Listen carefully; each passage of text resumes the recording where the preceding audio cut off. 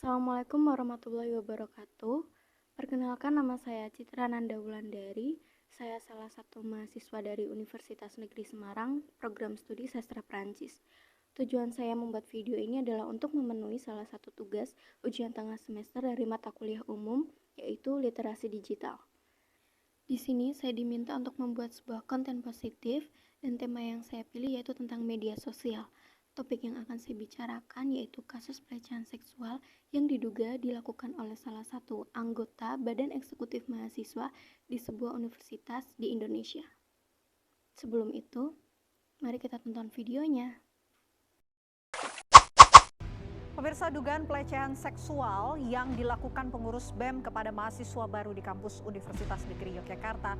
Universitas Negeri Yogyakarta masih menelusuri identitas mahasiswi yang mengaku menjadi korban pelecehan seksual oleh.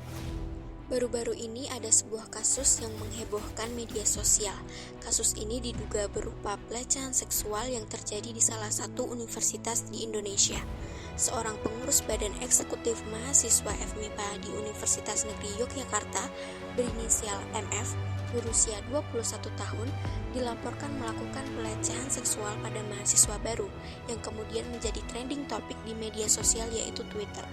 Namun, setelah diselidiki oleh polisi, kasus tersebut terungkap sebagai hoaks. Seorang mahasiswa berinisial RAN berusia 19 tahun ditetapkan sebagai tersangka penyebaran berita ini. Motif pelaku menyebarkan berita hoaks ini karena sakit hati lantaran tidak diterima di salah satu komunitas mahasiswa di UNY. Sementara MF yang satu fakultas dengannya diterima. Selain itu, pelaku juga mengaku sakit hati karena saat menjadi panitia acara festival politik, MF sempat menegurnya melalui WhatsApp. Nah, dari kasus ini ada beberapa hal yang dapat saya simpulkan. Pertama, pentingnya kehati-hatian dalam menyebarkan informasi di media sosial. Kasus ini menunjukkan betapa berbahayanya menyebarkan informasi palsu atau hoaks yang dapat merusak reputasi seseorang dan sebuah institusi. Yang kedua, muncul dampak hukum serius. Dalam kasus ini, pelaku dapat dijerat hukuman sesuai dengan undang-undang yang berlaku. Kemudian yang ketiga, adanya konsekuensi akademik. Pihak Universitas Negeri Yogyakarta masih menunggu proses kasusnya. Namun pelaku dapat dikenakan sanksi terberat, yaitu di drop out atau dikeluarkan. Dan yang terakhir, pentingnya mengendalikan emosi dan penyelesaian konflik secara bijaksana. Kasus ini terjadi karena motif sakit hati pelaku terhadap pihak lain yang kemudian diekspresikan melalui penyebaran informasi palsu di sosial media. Pesan yang dapat kita ambil dari kasus ini adalah kita sebagai pengguna media sosial harus mampu menyaring sebuah informasi.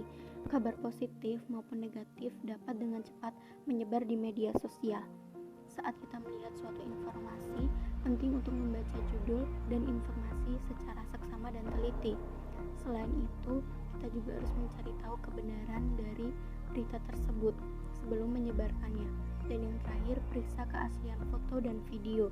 Jangan langsung percaya terhadap foto dan video yang kita terima. Sebagai pengguna media sosial, kita harus menjadi pengguna yang pintar, bijaksana, dan tidak merugikan orang lain. Sekian video dari saya, terima kasih.